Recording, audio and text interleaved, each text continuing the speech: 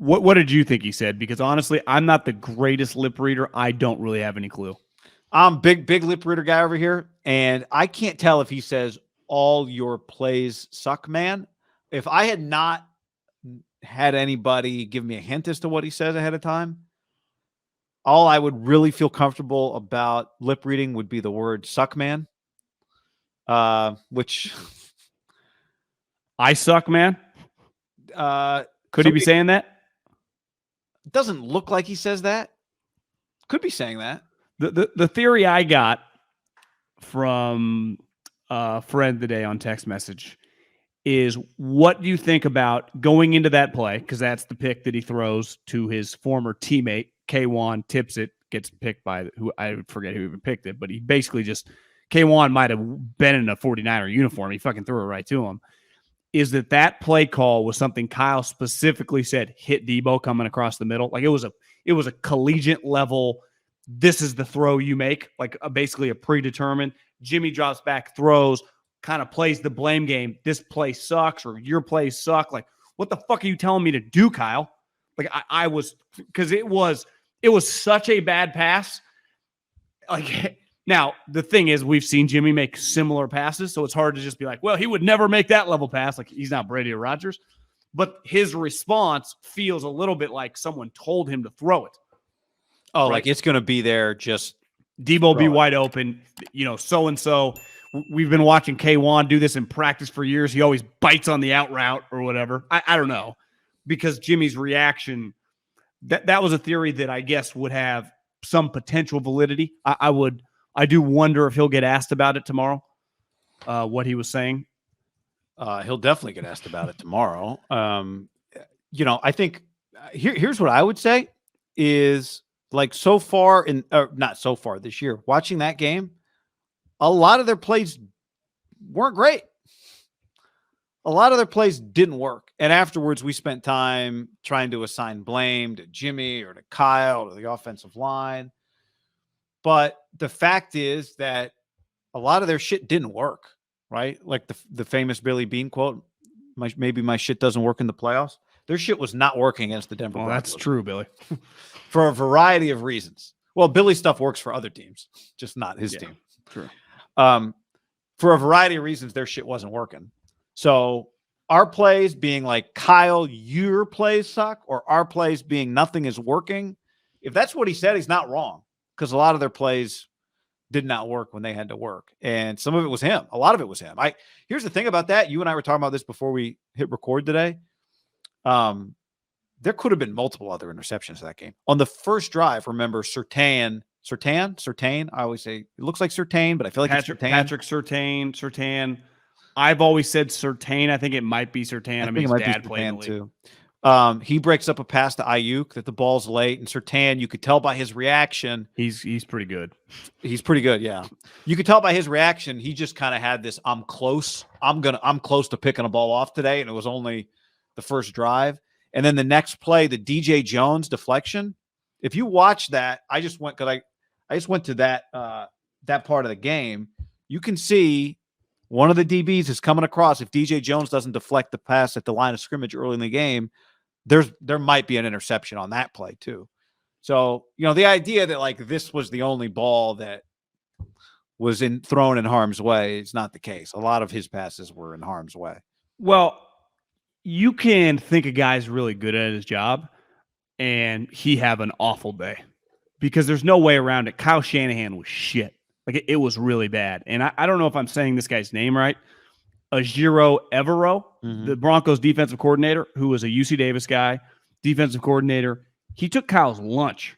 Just no different than D'Amico took Nate Hack and Russell Wilson's lunch beside the one drive. Like, now the difference in the game was when the TD came, and the 49ers couldn't afford to give up a TD, and Russell pulled it out of his ass. I think Russell feels like gets more credit on that drive, right, than the offensive coordinator, where it just felt like D'Amico, for the most part, and his unit was kicking his ass.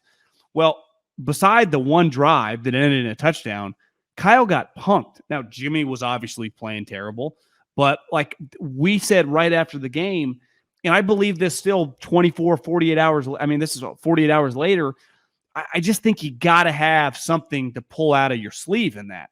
And Sean McVay got embarrassed in a Super Bowl. I mean, he had scored 3 points. It happens. I'm not pivoting like Kyle, some village idiot. I still think he is one of the better offensive coordinators in the NFL. But you have more and more games like that. We're allowed to change our opinion. Right now, I'm going to give it somewhat of a one-off. That wasn't very good.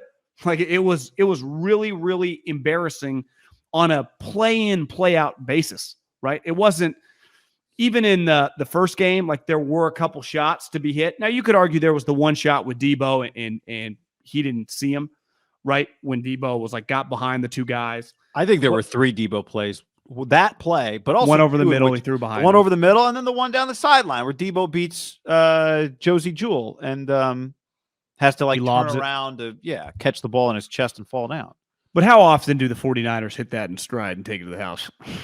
But that's part of why Trey Lance was drafted, right? That's part of why you said, I don't want to, this is not about Trey, but is because you can't keep playing with 30 yards of the football field. Like there's a whole other part of the football field that some teams get to expose. But again, it's hard to judge the guy on his couple games. He had a wide open guy in his game against Chicago and he fucking airmailed him. I understand. I'm not even making a better or worse comparison so much as after watching several years of Jimmy, there's an understanding that there are parts of the field that are just not available to you with any consistency.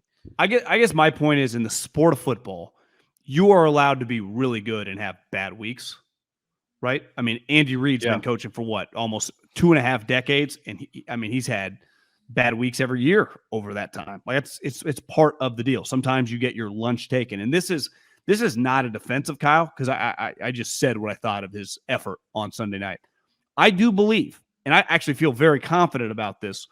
One, keep an eye on this Broncos defensive coordinator. I mean, you and I have spent enough time around UC Davis football coaches that they tend to be pretty smart guys. And I don't think this guy's any different. Do you know where he came from, guy? He was with the Rams last year. Yeah. I think he was there. Like he's highly thought about, and now he's got good players. And I'd read some pretty positive things about him before the season even began. So to me, the defensive coordinator is legit, and their players are legit. So they didn't just play some random shitty defense. Like one of my issues, like I'm not defending Jimmy. He was terrible as well. But I think the Bears suck. I think their defense sucks. I don't think they're any good. Now, you could say Eberflus, solid defense coordinator. That's fine. They don't have the players. They only scored 10 points. So, and I put that game on Kyle as well because you're dealing with this young quarterback. Figure out a way to get points on the board. Figure out a way. You know, you got too many good players. Get them the ball in different space. I don't know. That's why you get paid all this money. Figure it fucking out. I watched the Rams. Cooper Kupp's all over the place, right? And that just didn't happen. We talked about it.